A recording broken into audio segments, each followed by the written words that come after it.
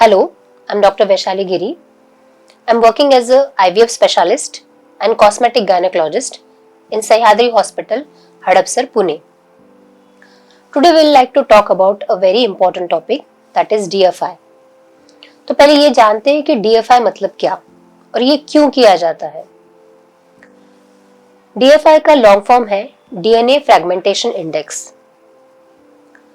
इसको थोड़ा बेसिक समझने की कोशिश करते हैं। स्पर्म हेड में DNA is very compacted and it's a very complex structure. मैं इसको थोड़ा सिंप्लीफाई करने की कोशिश करती हूँ। डीएनए से जेनेटिक मटेरियल होता है जो स्पर्म का और एग का फर्टिलाइजेशन होने के बाद स्पर्म अपना genetic material through the DNA egg में देता है। फादर का जेनेटिक्स बेबी में जाता है through the DNA. Normally DNA में कोई कट्स नहीं रहते हैं या कोई ब्रेकेज नहीं रहते हैं, बट फॉर सम रीजन अगर डीएनए में ब्रेकेज आ जाए तो उसके फ्रैगमेंट्स बन जाते हैं, जिसको हम लोग कैलकुलेट करके बोलते हैं डीएनए फ्रैगमेंटेशन इंडेक्स। सो ये एक बहुत स्पेशलाइज्ड टेस्ट होती है और उसमें 100-200 स्पर्म्स को 100-200 स्पर्म को चेक करके देखा जाता है कि उसमें कितने फ्रैगमेंटेड और डिफेक्टिव स्पर्म्स है। उसका परसेंटेज निकालने के बाद if it is more than 25% then we call it abnormal, और अगर 25% के नीचे है तो ये एक्सेप्टेबल लिमिट में होता है। ये ऐसा क्यों होता है, इसके पीछे बहुत सारे रीजंस है। बहुत बार कोई एक पर्टिकुलर रीजन नहीं मिल पाता है। इसको दो चीजों में डिवाइड करते हैं, एक जिससे कि टेस्टिस रिलेटेड रीजंस और दूसरे नॉन टेस्टिस रिलेटेड रीजंस।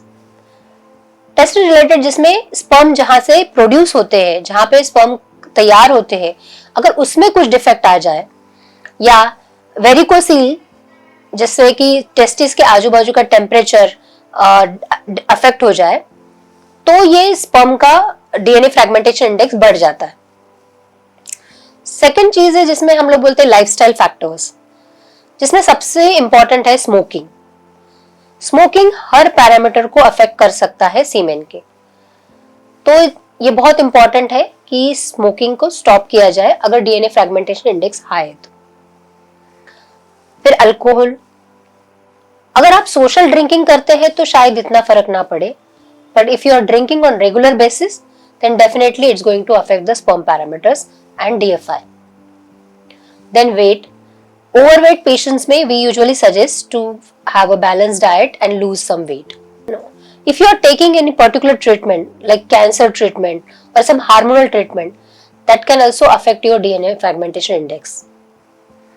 इसके अलावा एज, जैसे जैसे मेल का एज बढ़ता है, this DNA fragmentation index can be higher.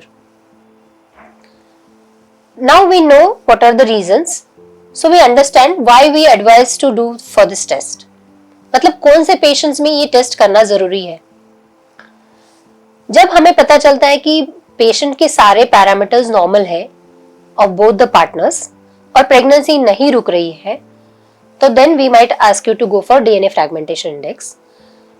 नहीं तो जिनके रिपीट आईवीएफ फेलियर्स हो रहे हैं, और कभी ऐसा होता है कि प्रेगनेंसी रह जाती है पर वो अबॉर्शन या मिसकैरेज हो जाते हैं, in all this situation DNA fragmentation index is very important, क्योंकि इससे पता चलेगा कि डीएनए में ही डिफेक्ट है जिसकी वजह से प्रेगनेंसी नहीं रुक रही है या अबॉर्शंस हो रहे हैं। So now we know that this is the problem. तो इसके लिए क्या करना चाहिए? सबसे पहले तो हमने, जैसे मैंने बोला, lifestyle modifications are very important, जिसमें वेट लॉस हो गया, you have to stop smoking, drinking and have a healthy balanced diet, regular exercise. Apart from this we might suggest you to take some antioxidant. All this things needs to be done at least for 3 months to get the results. But there is some particular 30-40% of the patient जिनमें कोई particular reason नहीं होता है और ये सारे treatment करने के बावजूद भी DFI हायर साइड पे ही रहता है। तो इन सब के लिए ट्रीटमेंट क्या है?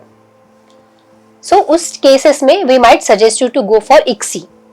ICSI is like intracytoplasmic sperm injection, जिसमें एक हेल्दी स्पर्म को सेलेक्ट करने की कोशिश की जाती है जिसमें डिफेक्ट ना हो और एक अच्छा क्वालिटी का एग, और मशीन से स्पर्म्स और एग का फर्टिलाइजेशन किया जाता है जिसको ICSI बोलते हैं।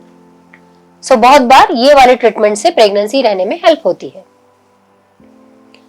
आई होप कि मैंने DFI रिलेटेड आपके सारे क्वेश्चंस क्लियर किए हैं।